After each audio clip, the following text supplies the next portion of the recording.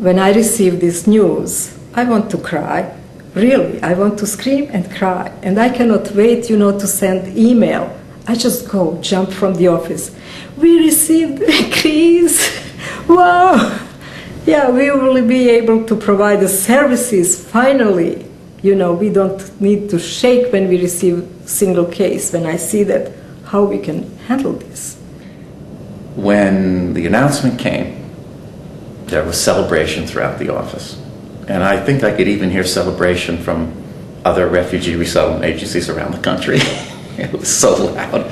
So for us, it kind of preserved that high standard of service that refugees deserve and need who come to this country. We had a family of 7 that arrived. Bick, his name was Bick, and he was really concerned because his children were teenagers and all, and he was very concerned about how he was going to make it. And he came in that week that we heard, and when we told him that, if you'd have came like a week or 2 ago, you only got this amount of money, but now that you've come now, and he began to cry. And he was so thankful that, somebody's really taking care of him, that his prayers had been heard, and he just really rejoiced. It was just a really happy thing to see it upon his face. I do orientation. And I would like, you have to be self-sufficient in 90 days. Your social security will come in 4 or 5 weeks. And chop, and you have to get a job. And people were frightened that, I came here, I don't know how to get to the office, and this woman is asking me to get a job. And it was difficult. But now we pay a couple of 3 months rent. People have more time to learn some English and get accustomed to the culture here and know how to take trains, and it's more relaxing than it was before. It has been dramatic. An example is, particularly smaller groups, say singles or a couple or a family of 3.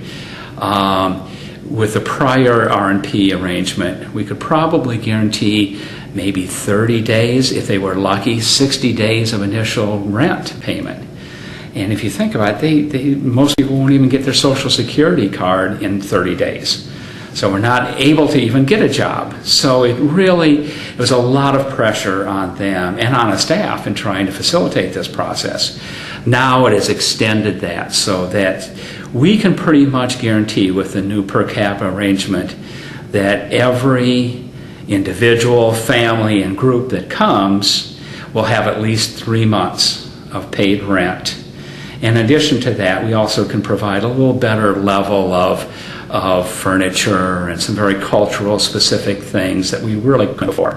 So, teapots and kettles for more Iranian Iraqi families, rice cookers for Bhutanese and Burmese families, and just little things that make them feel a little more comfortable, just a little more at ease. We were very conscientious about using that flex money to look at our cases and to develop a plan that would equalize how our clients were going to kind of experience support. A case in point is a woman who came to us and we found out she was very mentally challenged. She's capable of living by herself, but in order for her to go through that waiting period for her SSI, she was going to run out of money because she's a single.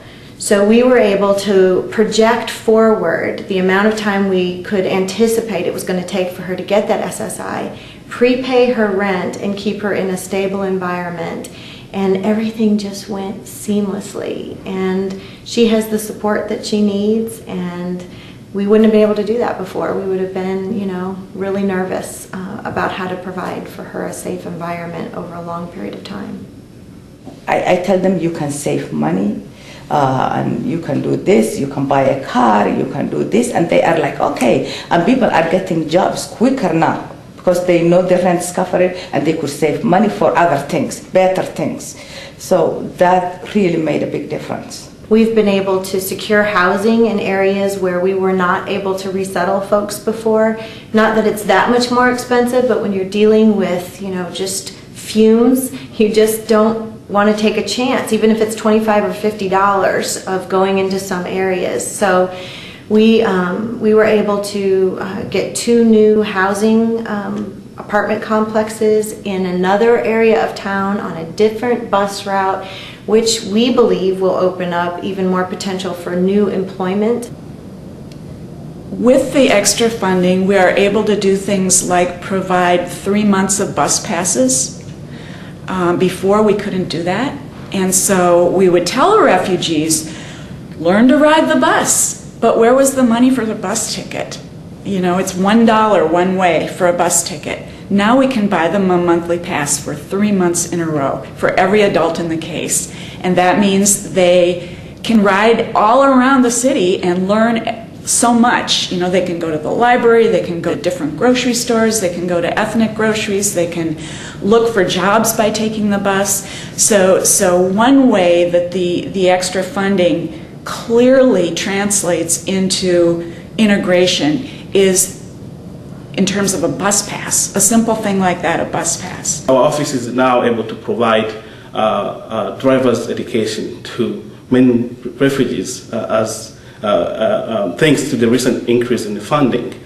And we know that when one refugee is driving, probably 10 others have access to transportation to go to food shopping, to bring their kids to school, to go to work, to get to employment, to go to medical appointments, and to do many, many more things. We used to provide only 1 blanket per each bed in the household. We are able to provide additional bedding, because I mean, you and I know that the worst thing you can have is a refugee thinking, I'm cold at night. You know, it sounds basic, but it makes huge difference in a refugee life. I think that one of the most profound moments for me was really small when we had a family come in that had an infant, and I said, oh my gosh, I can go to the store and I can buy them a brand new car seat. That was always one of those things that was so difficult to provide for a family because they're pricey, they're expensive, and yet that's one of those things that you can't get donated because it's not safe to have a donated car seat for a family. And to be able to go to the store and to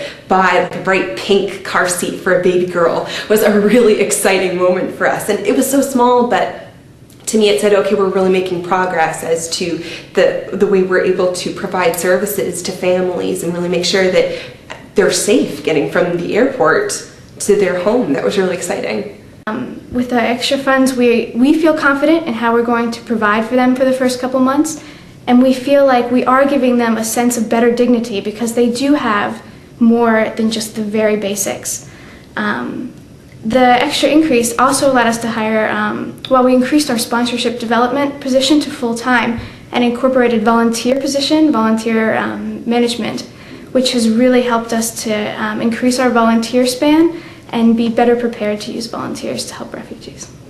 I think the increase has made us able to be proud of our program again.